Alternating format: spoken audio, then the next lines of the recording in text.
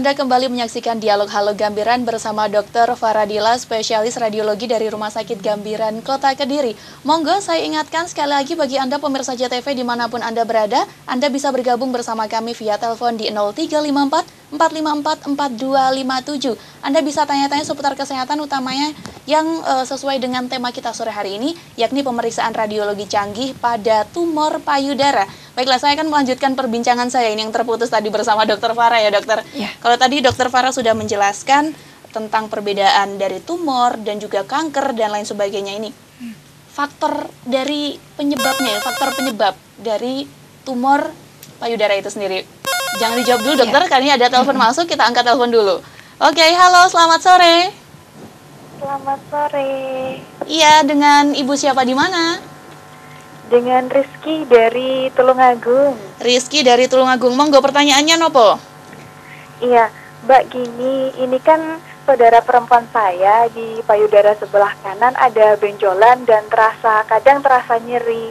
Apakah mungkin itu ada tanda-tanda dari tumor payudara? Saudaranya usia berapa ya? Usia 17 tahun. 17 tahun. Oke. Mbak Rizky di Tulungagung, sudah cukup pertanyaannya? Sudah, Mbak, cukup. Terima kasih. Terima kasih sudah bergabung bersama kami. Nah ini dokter, gimana ini dokter? 17 tahun, merasakan ada benjolan. Ini gimana dokter? Jadi gini Mbak Rizky, pada perempuan yang usia pubertas memang sering Mbak Yumi. Jadi dia merasakan benjolan, nyeri. Kita tidak bisa ya bilang ini nggak apa-apa atau apa-apa. Karena barangnya ada di dalam. Barangnya ada di dalam, jadi susah kita untuk bilang tidak apa-apa gitu. Yang penting gini, pertama kali coba diingat-ingat lagi, apakah ini satu benjolannya itu mendadak ada atau sudah ada dulu kemudian tambah besar gitu. Satu. Kemudian yang kedua, rasa nyerinya ini apakah baru-baru ini aja atau sudah sejak dulu dengan dengan waktu nyeri yang sama, misalnya menjelang mens seperti itu, kemudian hilang, nanti berulang lagi bulan depan menjelang mens, hilang lagi kayak gitu. Nah, kalau yang seperti itu mungkin tumor, mungkin tidak. Sarannya tetap periksakan minimal USG. Karena kadang-kadang untuk perempuan-perempuan yang usia pubertas paling sering tumor jinak yang istilah medis kita fibroadenoma mami. Jadi memang dia ada benjolan padat tapi jinak. Itu sering menyebabkan nyeri.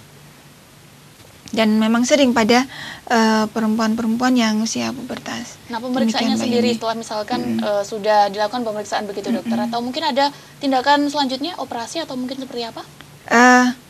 Kita baru bilang operasi kalau memang itu suatu tumor ya. Nanti ketika suatu tumor ditentukan dulu tumornya jinak atau ganas.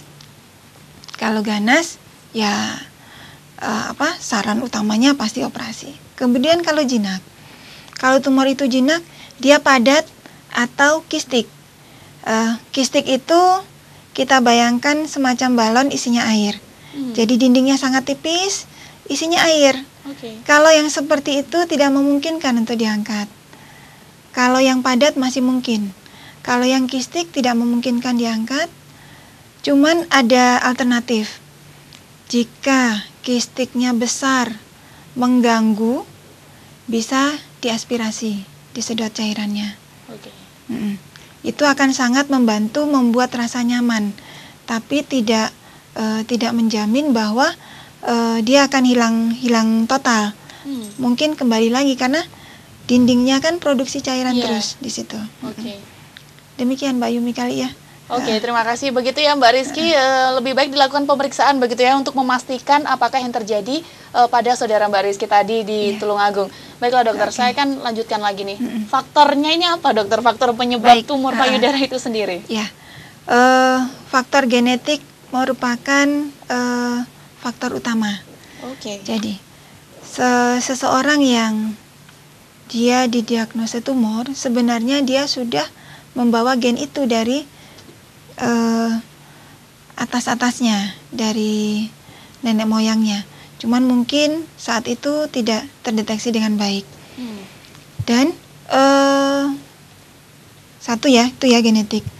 Belum selesai tentang genetik, ini akan dibawa ke keturunan, bisa dalam bentuk yang sama, bisa yang berbeda. Contohnya gini, seseorang perempuan dengan diagnosa, kita taruhlah tadi misalnya kayak masih usia muda, fibroadenoma mama ya, benjolan jinak. Itu faktor genetiknya besar. Nanti kita cek ke atas, ternyata ibunya ada kista di payudara, atau budenya ada kista di indung telur, kayak gitu. Jadi tempatnya bisa berbeda, tapi sudah tercetak di gennya bahwa dia akan membawa sel yang rentan, begitu. Sekilasnya seperti itu satu. Kemudian yang kedua, ada faktor pencetus. Jadi genetiknya sudah ada. Yang kedua, yang mempengaruhi faktor pencetus, baik dari radiasi bisa, kemudian dari zat-zat yang beracun, misalnya asap rokok, atau dari makanan. Nah ini makanan juga bisa. Makanan contohnya makanan yang banyak mengandung bahan pengawet, MSG, bakar-bakaran, jadi mengandung suatu zat yang dia menyebabkan gen itu mudah bermutasi. Demikian. Biasanya kan anak zaman sekarang tuh kayak makannya bisa sembarangan. Betul, begitu dokter. Berarti faktor makannya juga mempengaruhi sekali. Dia genetiknya sudah ada, tapi kalau dia pola hidupnya baik, bisa jadi terkompres, terrepresi, tidak muncul. Nanti bawa lagi ke keturunannya. Nah, kalau keturunannya ini tidak aware, muncullah di situ gitu. Berarti yang jelas kita harus peka begitu ya dokter terhadap kondisi tubuh gitu. Ya. Satu lagi Mbak Yumi, gimana? Intinya balik-balik gaya hidup sehat. Nah betul, betul sekali dokter. Nah kalau untuk dokter sendiri ini membutuhkan waktu berapa lama sih untuk mendiagnosis pasien dengan gangguan atau tumor payudara itu sendiri? Tergantung modalitas pemeriksaan ya. Kalau USG cepat satu payudara tidak sampai 15 menit. Tergantung banyak faktor. Apakah kita ketemu banyak kelainan di situ atau enggak? Kalau enggak ketemu apa-apa cepat sekali, tapi kalau ketemu kita harus tentukan ini posisi pastinya di mana sebagai patokan dokter patologi anatomi kalau memerlukan biopsi, dan juga sebagai patokan dokter bedah kalau memerlukan operasi gitu. Jadi kan sudah punya guiding gitu si dokternya. Kemudian kalau ada sesuatu pula kita harus menentukan apakah dia jinak atau ganas ya. Tidak lebih dari 15 menit insya Allah kalau untuk tumor payudara. Kemudian kalau mamografi lebih simpel lagi. Mamografi kalau pemeriksaan lancar 5 menit rasanya selesai. Berarti tidak membutuhkan waktu yang lama begitu ya dokter ya? Iya. Yang lama itu mempersiapkan mental kayaknya. Nah iya, kadang kan banyak nih masyarakat yang takut untuk pergi ke dokter memeriksakan keadaan mereka begitu ya dokter. Terima kasih dokter para penjelasannya. Baiklah pemirsa JTV dimanapun Anda berada, saya ingatkan sekali lagi bagi Anda pemirsa JTV, Anda bisa bergabung bersama kami via telepon di 0354 454 4257. Sekali lagi di 0354 454 4257 untuk menanyakan seputar kesehatan yang sesuai dengan tema kita sore hari ini, yakni pemeriksaan radiologi canggih pada tumor payudara. Jangan kemana-mana pemirsa, karena Dialog Halo Gambiran akan segera kembali.